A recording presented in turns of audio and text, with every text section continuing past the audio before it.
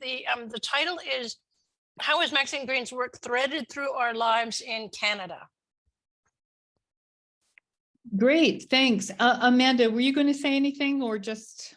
I was, because I just wanted to say that throughout my career, I have run into Canadians doing amazing work in the arts, and this group of people represent Heather McLeod and Jan Buley from Memorial University in Newfoundland, Jenna-Leigh Nardo, who was a PhD student at Simon Fraser in Vancouver, British Columbia, and Garry Podolski, who is an artist, teacher, and new dad in Nipissing, Ontario. So representing the full geographical range of Canada. And I'm going to hand it over to you. All of you amazing people, go Heather. Thanks, Amanda. And I'm just going to pick up on that word of representing. I guess as qualitative researchers, we would not claim to represent Canada, but we are situated across Canada in specific ways. So I'm Heather McLeod. I'm a professor at Memorial University of Newfoundland and Labrador, which is in St. John's, Newfoundland, which is in the far east of Canada. But I also spend much time in the far west, which is where I am today.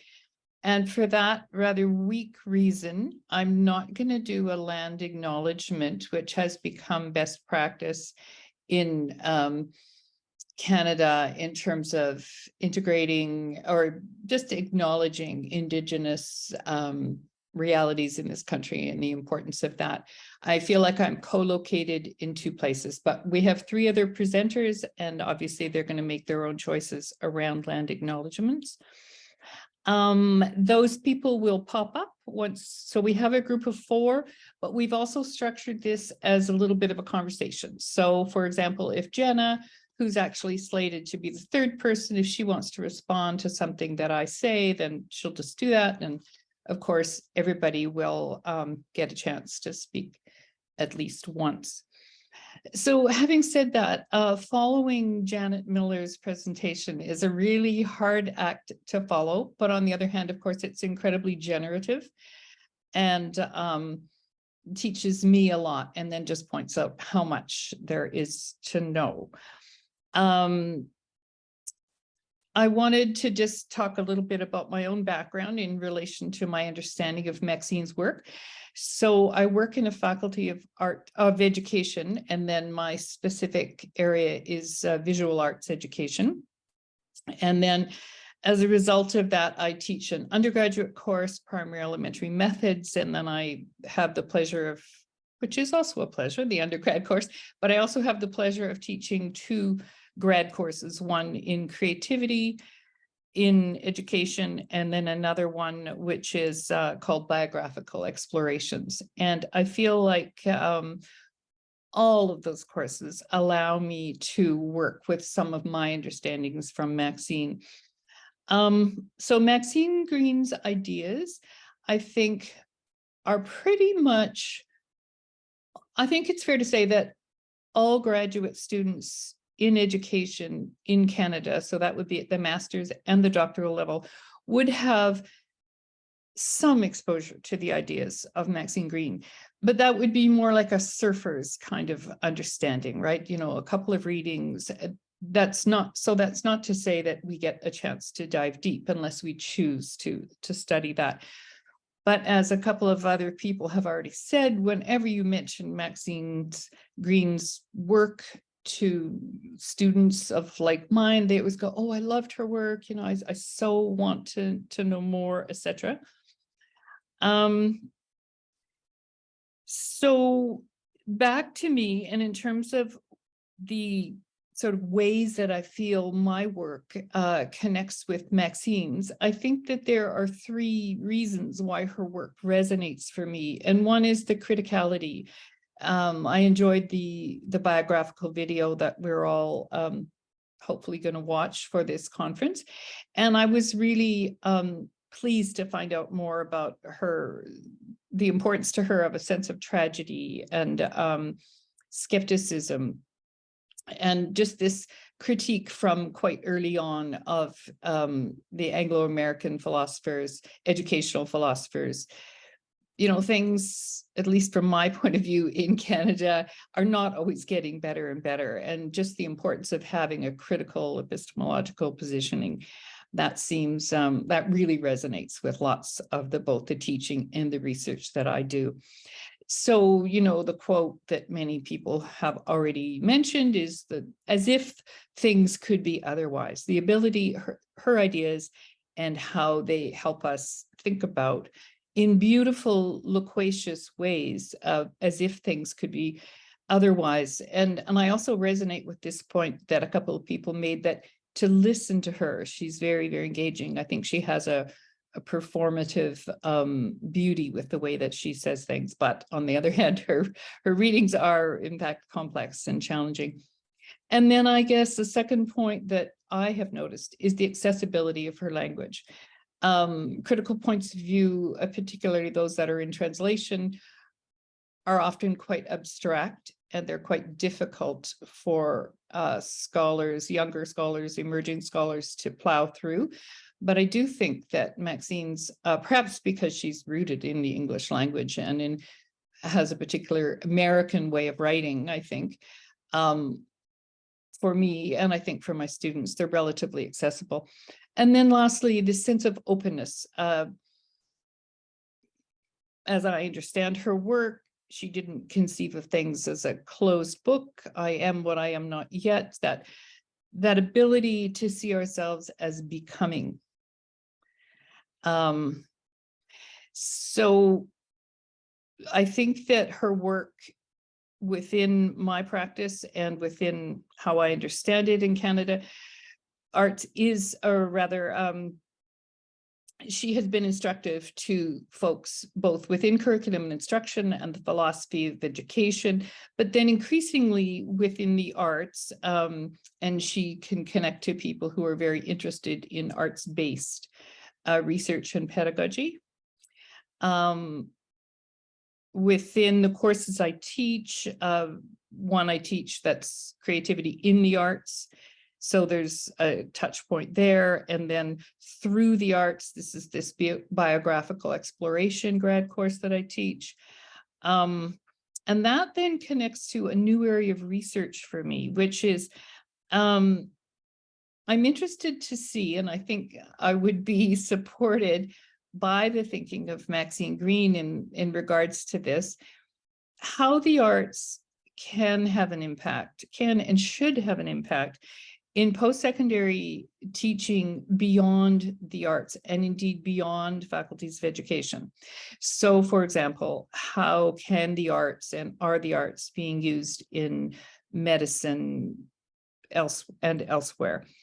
I'm particularly intrigued by the focus on embodiment. And it's interesting to note that this is an area not yet much discussed within the emerging discipline of the scholarship of teaching and learning. So if you do a lit review, you won't find too much in terms of the use of arts-based pedagogy across post-secondary, across higher ed. But this is something that I'm interested to do. And part of that theoretical lit review that I'm doing will include a focus on embodiment, and we'll touch on some of the ideas of Maxine. So that's kind of my little bit, but I'm going to throw it open to my collaborators here in terms of this panel, or Jan, if you want to proceed. Any panel comments there? I'll leave in here. Sure. I spent a lot of time on the Naugahyde seats of the Jersey Transit to get to Columbia, and I fell in love with journaling. And a lot of the journals that I have, I dug out some of them in digging through, are filled with Barbara from Lincoln Center. And yeah, Maxine Greene, of course, every institute there. And That journaling stuff was really fun to dig through in thinking about how my encounters with her writing and speaking and the salon series have really impacted who I am today. I found a lovely quotation that I wrote after some Saturday seminar with her, and it is this. She said, "We don't grow or change or become different simply by our desire to do so. We have to question, squirm, become, walk with, and be with others who we hope to learn with and from." And I love that as a beginning. My name is Jan Buley, and I teach at Memorial University in St. John's with Heather, and I offer courses in drama education and undergrad and graduate and literacy. And I really want to talk about my connections to Maxine's teachings and how they have really shaped who I am today. I've been teaching for almost 3 decades, and that's a long time, but it was Maxine who flipped my world. My mom used to say that if you have a word and you use it long enough, you will become it. So you call yourself a musician when you're just learning to play the piano, or a banjo player, as I am dabbling in. Eventually you will become that. And similarly, that word will shape who you are and what you become. So I'm thinking about how if we refer to a person as someone coming from a broken family, a child, they will remain broken they live that brokenness. If we call them a reader, they will be a reader in our presence. And my work, I first met Maxine at a Foxfire teacher reform group. She came as a keynote speaker to Princeton, and that was an incredible encounter. I then got to know her at TC and at NYU. And the work that I do, in addition to my teaching and learning at Memorial, is community arts-based. So I'm working very heavily in a gardening project, actually, at a men's prison in St. John's. And I'm also associated in a big way with the Lullaby Project, which some of you may know through the Lincoln Center work. We've had many projects with a women's prison and some centers here, Association for New Canadians. So I'm intrigued with Maxine's notion around freedom and the freedom to choose in spaces like prisons where there isn't that ability to do so. If we can, through our relationality with the people that we're encountering there, invite them to imagine choice and imagine what might happen if a 27-foot cedar greenhouse is built, which happened last year at the greenhouse at the prison here, and how that has ignited something in people who are living daily with no consent and decisions made for them all the time. It's Maxine's voice that I keep hearing, who's missing and who's not included. What can we do about that? And through those conversations, I mean, I talk about Maxine Greene with corrections officers inside the prison, and we talk about envisioning that multi-purpose room, which is so institutional, as something beautiful. So for the first time in history, we have a bulletin board covered with the beauty of gardening, and inviting the guys who are part of the program to grow too, and to throw down some new roots and think about their world as something other. I'll just end by saying that I think it's that relationality too that I bring to the classroom setting. I never used to talk about who was missing or what was missing in my early days of teaching. And I now talk about the fact that there may be a child who has a parent who is incarcerated, and how does that flip our world as educators, and what might we do in pondering and questioning the others and the othering that we do in schools and beyond.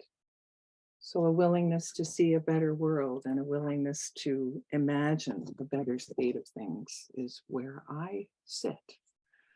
So that's me. I just want to promote the book I just bought of Jan's called The Art of Noticing Deeply. It's a book she edited some years ago, but I highly recommend it. I think it's available or mentioned in our library as well, but it. Thanks.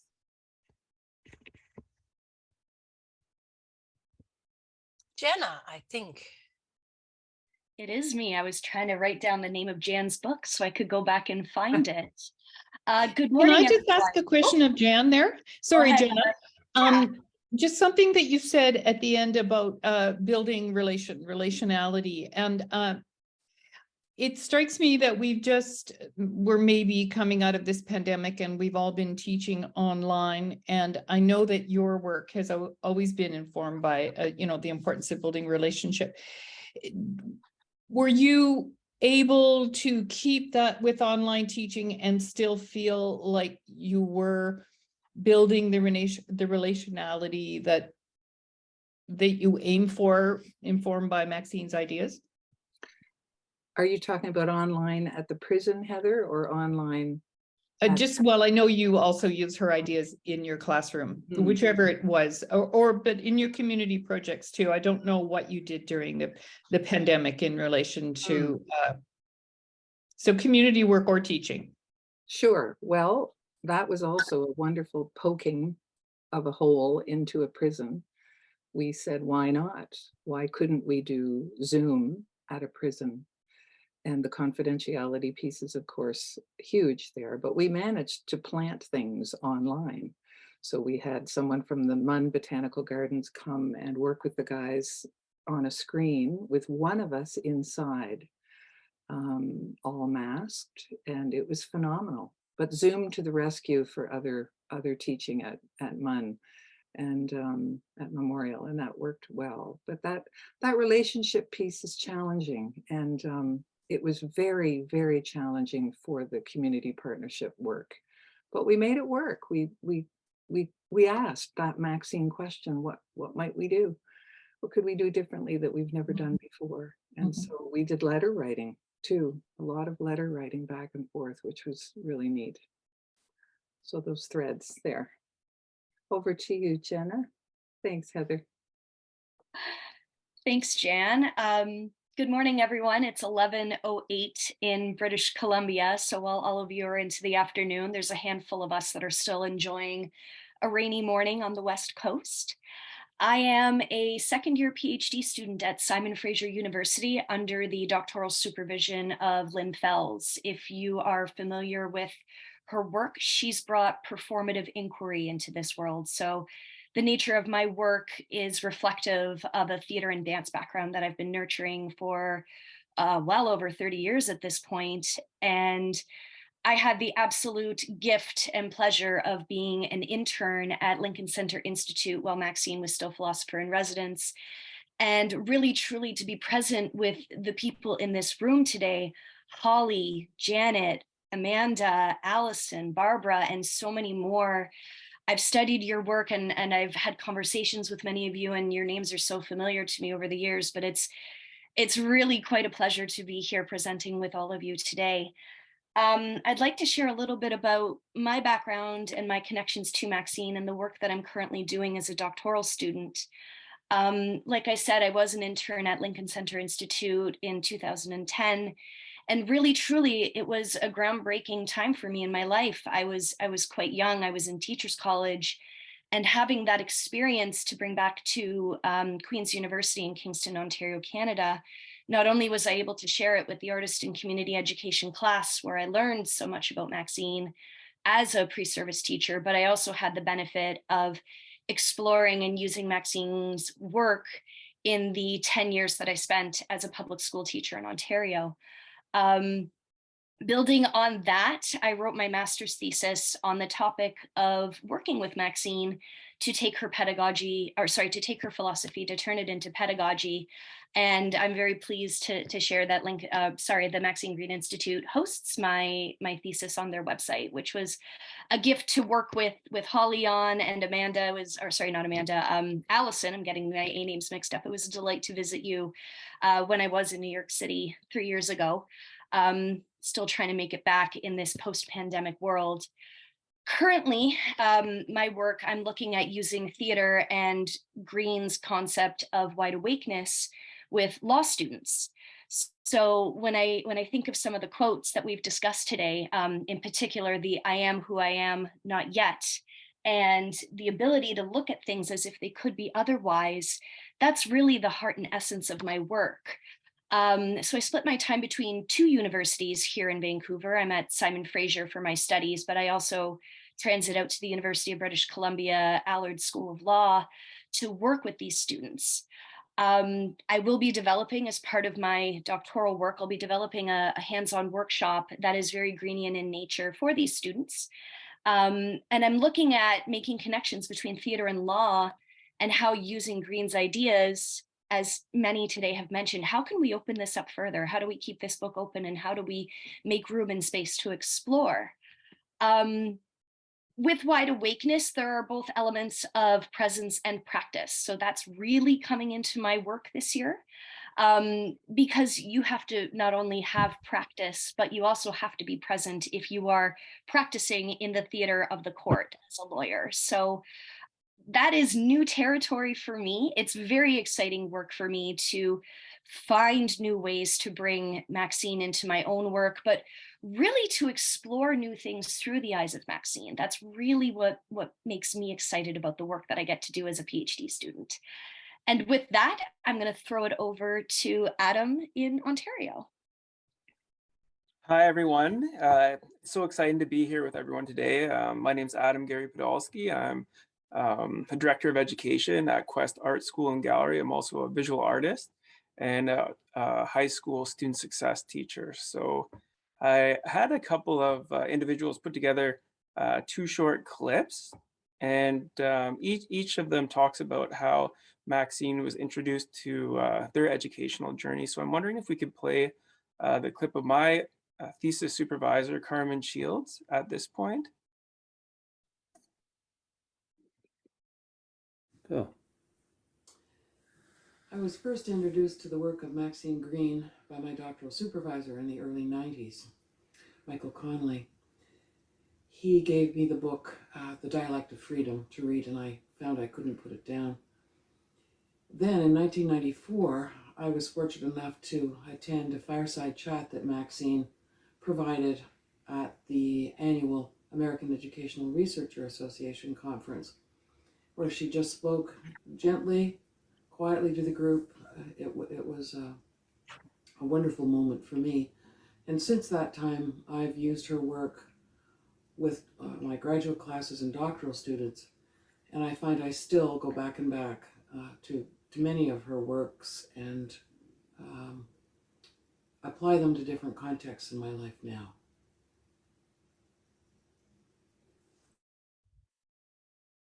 So I was introduced to Maxine's work through Carmen, and Carmen was introduced to her work through Michael Connolly. And Michael Connolly and Jean Clendon have been instrumental to developing the methodology of narrative inquiry that looks at curriculum as all of life's experience.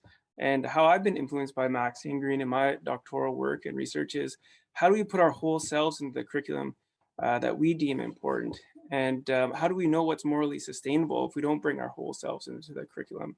And that means curriculum in the terms of like what Ted Aokia would call the lived curriculum rather than the planned curriculum. So really being present with the students with their freckles, scars, each with their own biographical approach to learning in the context of the life world of the classroom. And so my colleague Jeremy, who also studied under Carmen, he said Maxine Greene's work was actually instrumental to him coming out as a gay man. And he talked about how difficult it had been living this cover story of being a straight white male. And Maxine's work helped him become wide awake to who he was truly. And then he was able to bring life lessons from his life experience into his classroom. Yeah. So can we play that clip of Jeremy talking about how he was introduced to Maxine Greene? Upon being introduced to Maxine Greene's work as a Master of Education student, I was asked to underline the words, "To be awake is to be alive." Without the words of Maxine Greene, I am not convinced that I would have found the inspiration to wake up and begin living a more authentic life as a gay man.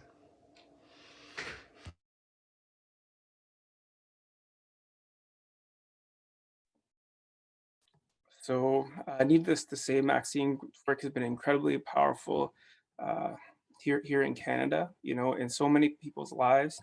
And certainly in my visual art too, that notion that artwork draws our attention together on an aesthetic landscape that we can explore to create shared meaning. And can I share my screen? I'll show you one of my artworks. I just want to see. Can you see it right now? Yep. Anyway, it's a picture of a pit bull terrier, and behind it is a blast furnace. So I'm from a steel town called Sault Ste. Marie, a working class town. And sometimes this piece might be interpreted as like, you know, this capitalist dream of like this desolate landscape and of course a factory polluting the air. But it's also the industry that allowed my family to be able to put food on the table. And so it was interesting because it was one of those moments where I thought about myself, look at this, this is my privilege. And why do I try to protect my privilege? Well, because it is a part of me. And so art can lead us into the complicated conversation that is curriculum, where we can kind of share in terms of share a particular type of awareness by listening to how other people interpret you know, the visual in front of them. And I'll just want to take that off the screen. How do I stop sharing? That's good. Is it off? Okay. Yeah. Thanks so much. And I think the last artwork that I'm most proud of, I almost want to run and get him, is actually my son, Nelson, which is just, yeah, just so incredible, bringing a new life into the world. And I was thinking about, that's done obviously through sexual intercourse, but here we have social intercourse, all of us together talking and chatting to bring community into existence and to bring, you know, to bring that Maxine Greene's material forward across generations, across time, so that legacy lives on, almost like with genes, you know, passed along through time. So that's what I wanted to say there. Thank you for listening. Adam, I've got a question, if I can interject here. I'm wondering, as a classroom teacher, I taught grade 3 and grade 4 for 20 some odd years. How do you puncture the set curriculum stuff? When do you shut the door? When do you open it? What do you do to Well, kind of wiggle through all that? I think like a lot of that just depends on what's actually happening in the classroom. So there's a lot of times where things would be very inappropriate to share, but there's at times when there's absolutely necessary to share from our lives with students, because that's how we create community, a shared connection, how we're human beings that get to know one another for who we are. And we can move away from being technicized or that role identified behavior that actually I think is a form of neurosis, right? That we have that urge to hide behind policy, to hide behind success criteria, rubrics, learning goals that are predetermined, what's often referred to as the Tylerian rationale, where we have predetermined benchmarks. And I think that's why Maxine's work is so vital, because she says, who are we? What do we have to say from who we are, from our life learning? And in that way, you can build community, which is so important. And people care, you know, they care about one another. And that's really the heart of curriculum, in my opinion. So just be who you are, sharing stories about who you are. Yeah. It resonates so beautifully. There's a wonderful Canadian Indigenous author by the name of Leanne Simpson. She comes from Curve Lake First Nations, and she writes about pedagogy and that community learning. And what you said, Adam, is so resonating. I just reread her piece about authentic learning and being human in classrooms. I think that's what Maxine does so well, reminding us to be. Yeah, thanks for that. Leanne Simpson, I'll send you that, Amanda. I have a question for you, Jenna. So the future work that you're going to do with the law students at the University of British Columbia, although you're based up the hill at Simon Fraser University. Two sides of the city. Yeah, having gone to both of those universities, I can envision them. So in what way do you think that the students' realities of being lawyers, how will they be assisted in regards to the work that you will do with them? Like, in what way will you be, making the world better, helping them, etc.? There's many ways that we could put that, but I'm sure that that is part of your intention here. It is, and thank you for the question, Heather. That is a big question that's helping to guide my work. Yeah.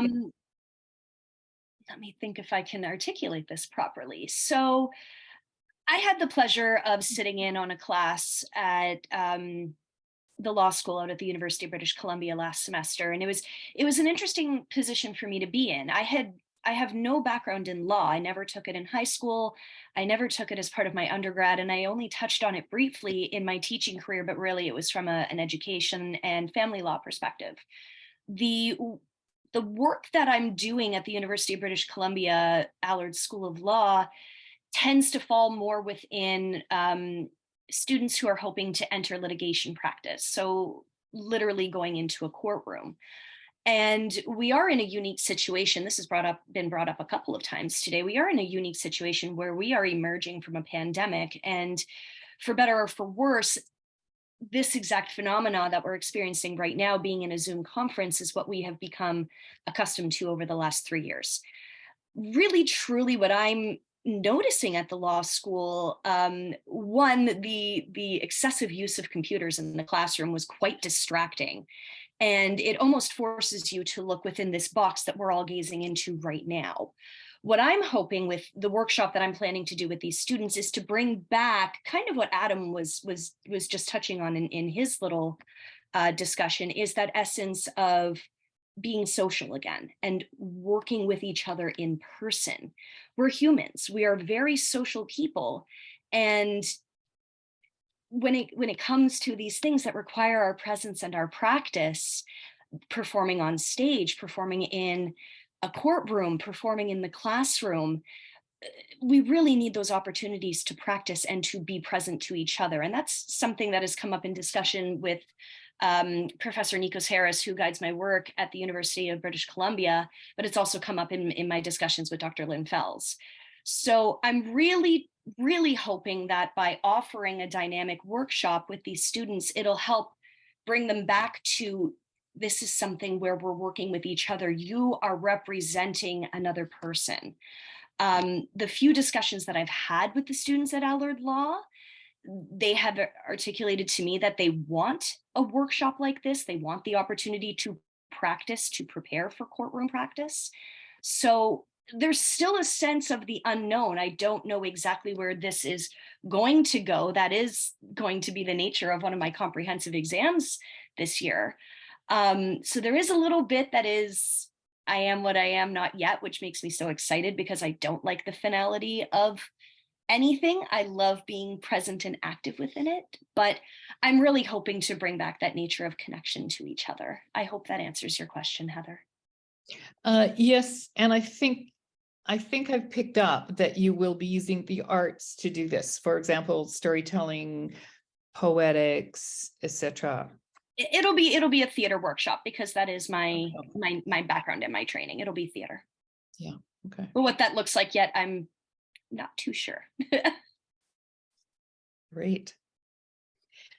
I have no idea how we're doing in relation to time, but at the end of our presentation, we were going to open it up for discussion with everyone in Q&A if there's about 5 more minutes. And I think that's certainly, if anybody would like to jump in, I'll start that off by just saying that, being human is also to have a body.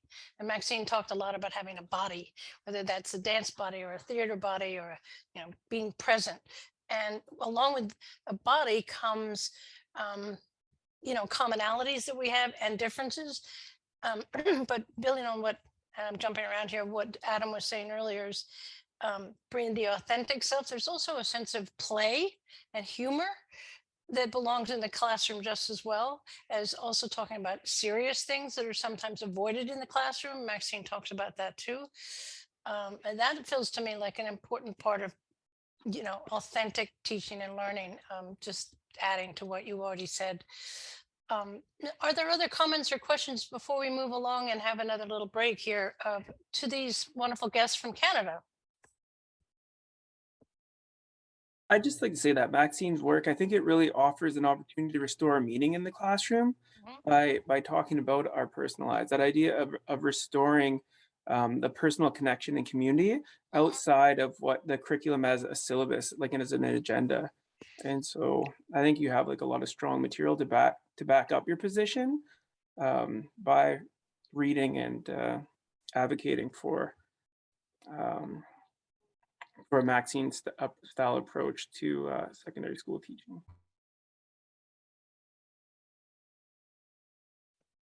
Hi, Dan. How is it 6 o'clock in the morning in Australia? It's good. It's the late hour of 6:26 a.m. now, and we're working toward a 100-degree day here. We're in the middle of a mini heat wave, even though most of you, I think, are in the middle of your winter. So it's kind of bizarre, but it's great to be here. What an inspiring, wonderful event. Thank you so much for organizing it. Oh, what a pleasure. So any other questions or before we're going to be moving on to Mexico, which is also a little warmer than what we're feeling here in New York City. But before that, perhaps Pam. Yeah, I'd just like to remind everyone there's some lovely resources going into the chat, which if you don't save the chat, then when you take a break and we kind of move to another session, they sort of we begin again, especially if we go into the chat, into the breakout room. So just go down and save it periodically, and when you come back to this after whatever period you're away, you'll see that it'll all come up and you can save. But the conversation, the discussion is so rich, and I'm seeing a question in the chat. Someone said, I'm leaving my institution. How can I ensure that it carries on, this conversation, the legacy of Maxine Greene?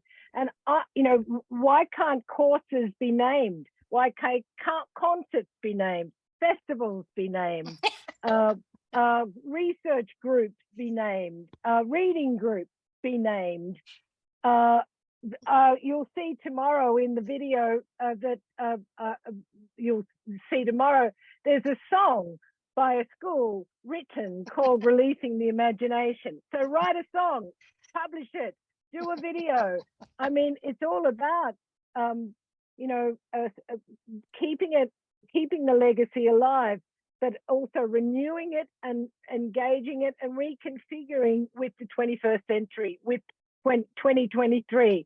So use multimedia, use your body, create a dance dedicated to Maxine Greene while you have a break later on.